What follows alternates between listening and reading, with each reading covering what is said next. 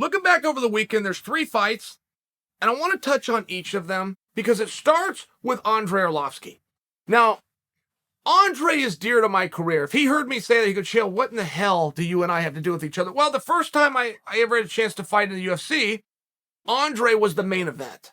Andre was the guy everybody looked to. Andrei Arlovski might be the greatest marketing piece I've ever seen done by the organization. He had a record of 8-4. He had a great body. He had the look. His skills weren't bad. That's where it ended. He was an 8-4 guy.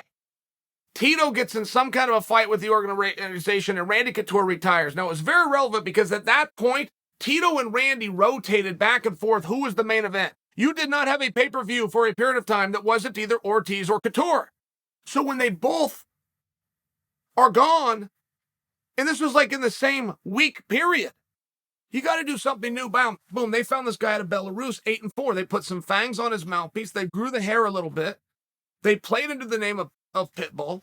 They put him in these just fantastic suits. Somebody loaned him a Range Rover, bought it for him. He throws Pitbulls in the Range Rover. I say this to you because I can still remember the marketing pieces, and it was back in 2005. Andrei Arlovski overnight was the coolest guy in sports. I mean, he looks fantastic. Then he moves real well. He's got this footwork thing that, like, people in fighting are into how your feet move. It's the really weird thing. But he had it. People would talk about it. Then you matched him up, right? I mean, they carried him. The night that I saw him fight for the World Championship, he took on Paul Buntello in a main event. But he also took on Paul Buntello in pay-per-view in a sold-out Mohegan Sun Arena.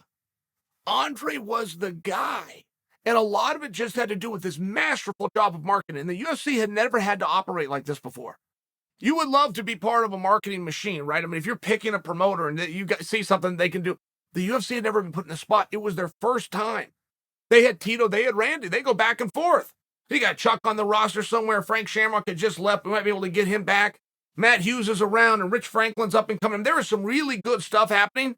They had to build somebody quickly, and they did it with Andre. This goes back to 2005. He was the champion of the world. I've been retired for years. Andre's still beating people up. It is so impressive how he has extended his career.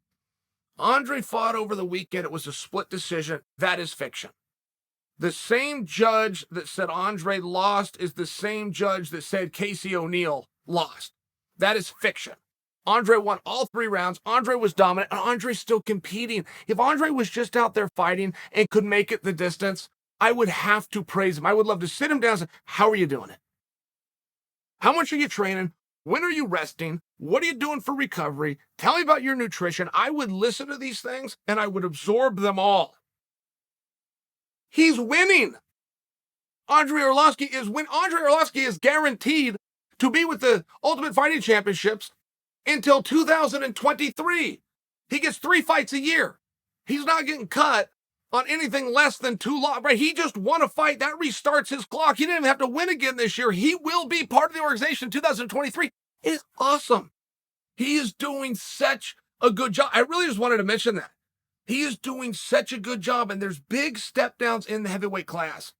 You've got the upper guys, 1 through 5, but then 6 through 10 are very different. 11 through 15 are very different. Andre is still one of the top guys in not the top 5.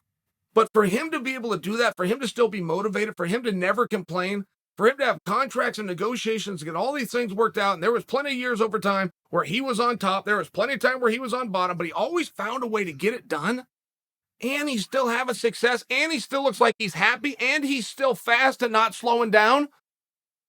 Andre, this is amazing what Andre's doing. I then want to parlay this over to Bobby Green. If you are a young fighter looking for someone to admire, okay, I'm going to find some, this is the guy, I'm going to copy him. I want to be like that guy. If you pick Bobby Green, you do not have to get any better than that. If you took the skills of Bobby Green in any weight class except 155 pounds, you have now created the world champion. If you put Bobby Green's skills at 185, at 205, or at heavyweight, you now have a world champion. 155 is just such a damn dogfight right now. But Bobby can stay composed.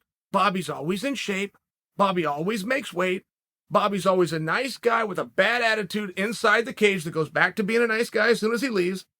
He's got great hands. He's going to taunt his opponent. He's going to walk you down. He's going to come after you nonstop. He can slip. He can move. He can bob. He can weave. He can job. He can cross. He can do everything. Bobby Green is as good as you need to be at mixed martial arts.